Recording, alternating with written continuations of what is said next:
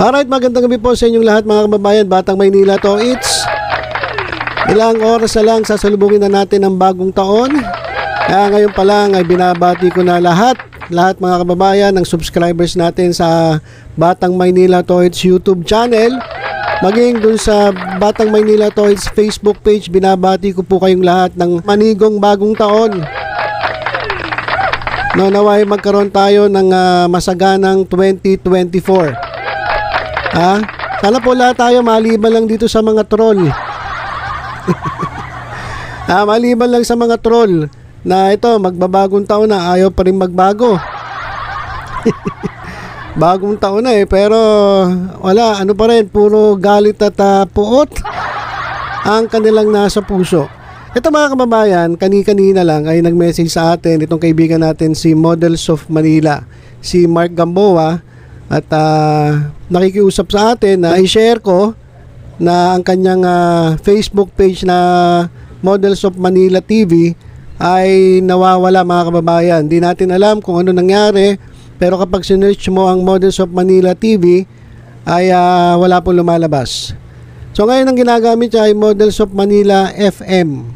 Marami po kasi itong Facebook pages ng kaibigan natin Masipag po ito Marami din siyang YouTube channel.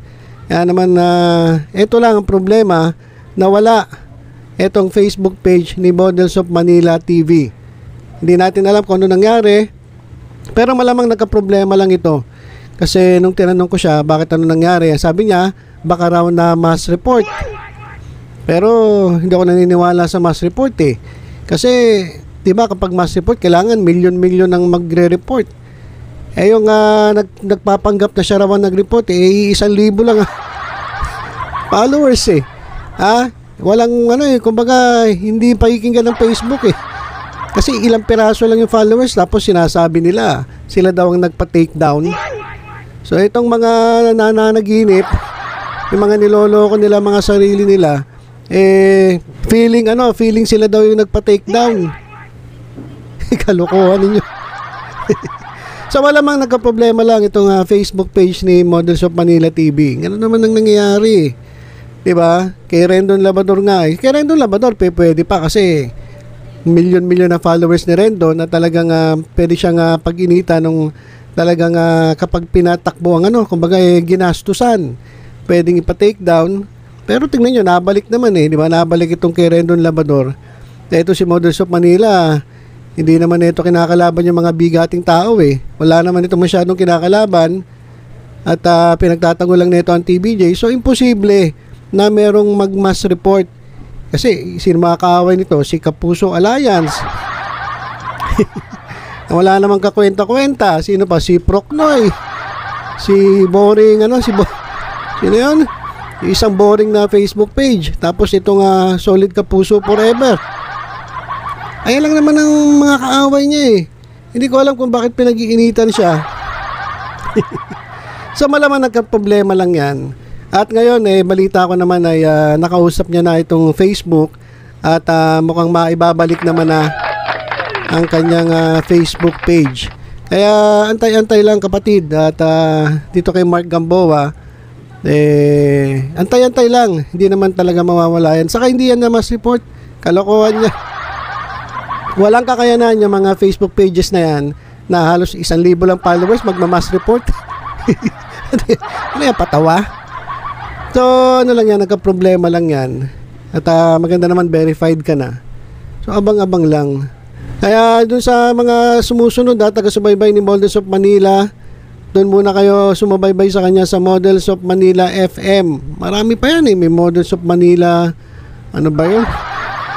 Basta for the meantime, wala po ngayon ang Models of Manila TV. Pero alam ko sa YouTube meron, sa Facebook lang wala. So, basahin po, Models of Manila FM. Diyan po muna kayo makinig kay kaibigan nating Mark Gamboa. At eto mga kababayan, dahil nga nawala ang page ni Models of Manila, etong isang Solid Kapuso Forever na Facebook page. Eto, tingnan nga natin, ilan ba to? Ilan ba subscribers followers nito? May 1,000 followers. Nangyari dito, siguro to, sub to sub. nakipag-sub to kaya dumami followers nito kasi sige ano ka, follow kita, follow mo ako. Ganon ang ginagawa na itong mga tulonggis na to. Kaya kahit papano naka 1,000 siya. Kasi ito nga isa pa. Itong Solid Kapuso Forever na to. Ito. Kasi nag-post to Sabi niya na walang page ni Models of Manila TV. Okay. Si Eto ang true at Batang Maynila naman ang sunod i-take down na yang mga yan. Kapal na mukha. Kala mo naman talaga sila yung nagpa-take down dito sa Models of Manila TV. Paano ka makapag-take down kung 1,000 piraso lang yung followers mo? 1,000 nga lang yan 1,000 lang yung followers mo. Tapos ito pa, Solid Kapuso Forever Meron niyang isa pang Solid Kapuso Forever ito. Yan, meron din. Solid Kapuso Forever din, 5,900 followers. O buti pa to, 5,900. Ewan ko kung siya rin to. Pero sa tingin ko hindi, nanggaya lang siya. Buti pa nga ito, may 5,900 followers. At tahimik lang. Ayan tahimik lang siya. Basta sabi niya lang, hey everyone follow my FB o follow to follow. Yan ang mga pinagbabawal na technique. Follow kita, follow mo ko. Ganun yung ginagawa nila sa Facebook kaya dumadami sila. Hindi yung legit na talagang nag-follow yung mga nanonood sa kanila o yung tumitingin sa kanila. Follow to follow. Parang sa YouTube dati, merong ano yan sub to sub. So yun naman yung pinagbabawal na. Amo itong mga to. Yan, umaasa sa follow to follow. Kaya ito, malamang itong Solid Kapuso Forever na isa pa. Ito yung nag-post na na isusunod daw kami kay Models of Manila TV. Katarantaduhan niya. Kalokohan yung pinagsasabi mo. Parang ang tibay-tibay mo na makakapag-take down ka ng isang Facebook page. 1,000 piraso lang yun. Sumusunod sa'yo. 1,000 followers ka lang. Tapos nakakuha mo pa ng follow to follow. Ay, nako, Solid Kapuso Forever. Nahihibang ka na. Tapos nanggaya ka pa ng Facebook page. Kayo talaga, ang hilig niyo manggaya Manang-mana kayo sa amo nyo. Gaya-gaya meron ng Solid Kapuso Forever. Yan yan. Tapos gagayahin mo Solid Kapuso Forever din Huwag mo sabihin na nauna ka pa dito sa isa. Eto 5,909 followers, ikaw 1,000 pa lang. Sino nanggaya? Siya pa rin nanggaya. Kaya ito mga kababayan, itong Solid Kapuso Forever na Facebook page na ito, ang taas ng pangarap. Feeling niya siya yung nagpa-take down ng Facebook page ni Models of Manila TV. Hindi ako naniniwalang na take down yan. Kahit si Chris Ulo, itong kaibigan natin na si Chris Ulo, hindi rin naniniwala na na-take down yan. Nagka-problema lang yan. Meron bang kakayanan to 1,000? Kapal na mukha na ito. Kahit pag samasamahin mo yung mga Facebook pages ng mga tulonggis na yan, hindi basta-basta makapag-take down yan. Pwera lang kung talagang kung talagang may valid reason. Pero lang kung may valid reason. At kung talagang ikaw ay nagbabantanan ng buhay ng may buhay. Katulad ng mga ibang Facebook pages dyan, ng mga tulonggis na panay kantaduhan ng pinapakitang mga ratings, yung mga fake news na yan ang dapat i-take down. Yan ang dapat na nadidelete sa Facebook. Pero yung mga katulad natin na nagtatanggol pero merong resibo, yan ang dapat nananatili dito sa Facebook. Dapat yung mga fake news katulad nila dapat may sariling Facebook sama-sama yung gaya-gaya. Katulad na ito, meron na ng Solid Kapuso Forever.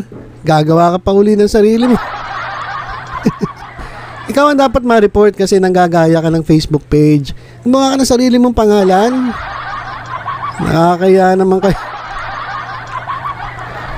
So ilang mga kababayan, itong mga ito, bagong taon na. Ilang oras na lang. Ilang oras na lang. 2 oras. Magbabagong taon na, 2024 na. Baka pwede naman magbagong buhay na kayo.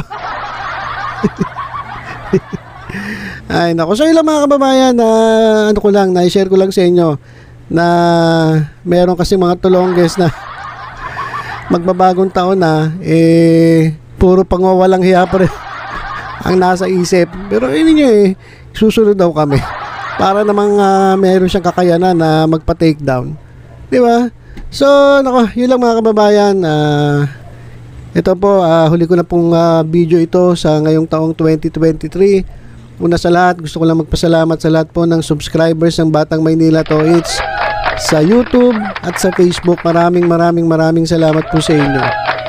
Palakihin pa po natin itong ating community para po magamit natin itong platform na ito para ipagtanggol ang tama at sawayin ang mali. Ganun naman po tayo dito sa Batang Maynila to It's hindi po tayo panatiko. Kapag mali, pagalitan, sawayin, asarin. Pero kapag tama, palakpakan. Diba? So yun lang mga kababayan. Muli, Happy New Year po sa inyong lahat. Ingat-ingat po kayo. Huwag po kayo magpaputok. Nako, maganda pong salubungin natin ang bagong taon 2024 nang wala po tayong disgrasya. Mag-iingat po kayo mga kababayan. Kapag mag-iinom, ilagay ang alak sa tiyan. Huwag sa utak. Enjoy nyo po ang inyong oras kasama ang inyong mga mahal sa buhay. So, yun lang po. Ingat po tayong lahat. God bless.